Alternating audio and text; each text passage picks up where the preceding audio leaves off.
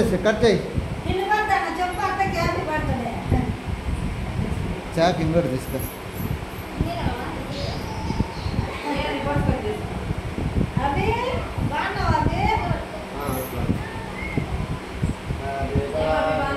ఇక్కడ చూడమ్మా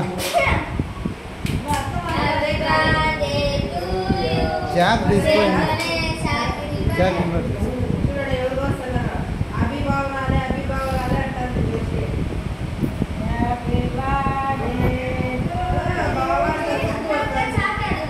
ఫ్యాన్